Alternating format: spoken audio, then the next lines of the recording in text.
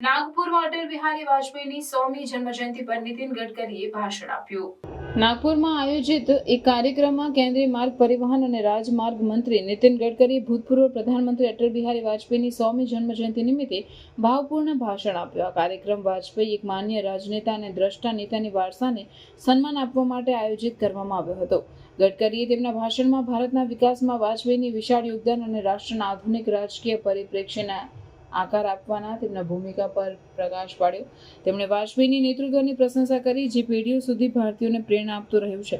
ગડકરીએ ભારપૂર્વક જણાવ્યું કે વાજપેયીના સર્વસમાવેશક વૃદ્ધિ અને વિકાસના દ્રષ્ટિકોણ હાલની સરકાર માટે માર્ગદર્શક સિદ્ધાંત તરીકે રહી છે। ગડકરીએ વાજપેયીની ધર્મનિરપેક્ષતા અને એકતાના પ્રતિબદ્ધતા વિશે પણ વાત કરી। તેમણે યાદ અપાવ્યું કે વાજપેયી માનતા હતા કે ભારતની શક્તિ અને વૈવિધ્યતા અને તેના સમાજના સર્વસમાવેશક સ્વભાવમાં છે। ગડકરીએ પુનરાવર્તન કર્યું કે ભારતના ધર્મનિરપેક્ષતા હિન્દુ સમુદાયના મૂલ્યો, સંસ્કૃતિ અને સહિષ્ણુતાને કારણે ફળે છે, જેમ કે વાજપેયીએ ભારપૂર્વક જણાવ્યું હતું। આ કાર્યક્રમમાં વિવિધ રાજકીય નેતાઓ અને મહાનુભાવોએ ભાગ લીધો, જેમણે વાજપેયીના વારસાને શ્રદ્ધાંજલિ આપી। ગડકરીએ પાયાની સુવિધાઓના વિકાસ, આર્થિક સુધારણા અને વિદેશ નીતિના વાજપેયીની યોગદાન પર વિચાર કર્યો। તેમણે નોંધ્યું કે વાજપેયીની પહેલોએ આજે ભારતને મળેલા ઘણા પ્રગતિ માટે પાયો નાખ્યો। આ કાર્યક્રમમાં સાંસ્કૃતિક પ્રદર્શન અને વાજપેયીની જીવન અને સિદ્ધિઓને દર્શાવતી પ્રદર્શનોની પણ સમાવેશ કરવામાં આવ્યો હતો। સ્થાનિક રહેવાસીઓ અને વિદ્યાર્થીઓએ આ ઉજવણીમાં ભાગ લીધો, જે એક સમુદાય કેન્દ્રિત ઇવેન્ટ બની, જે પૂર્વ પ્રધાનમંત્રીના વારસાને અર્થપૂર્ણ રીતે સન્માન આપતી હતી।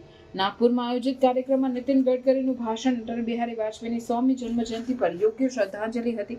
આ કાર્યક્રમે માત્ર વાજપેયીને યોગદાન જ નહીં ઉજવ્યું નથી, પરંતુ તેમણે પ્રોત્સાહન આપેલ એકતા, ધર્મનિરપેક્ષતા અને સર્વસમાવેશક વૃદ્ધિના મૂલ્યોને પણ મજબૂત બનાવ્યા છે।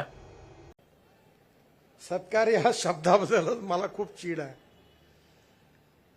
पण यावेळी हा सत्कार करण्याचा प्रस्ताव मी स्वतः पक्षाच्या पदाधिकाऱ्यांना सांगितला की आपल्या सगळ्यांना एवढा आनंद झालेला आहे की ज्या दोन नेत्यांनी आणि योगायोगाने जे ते आपल्या नागपूरचे आहेत, एवढं मोठं यश त्यांनी मिळवलेलं आहे, त्यांचा गौरव करणं आपल्या कार्यकर्त्यांचा अतिशय आनंदाचा क्षण आहे।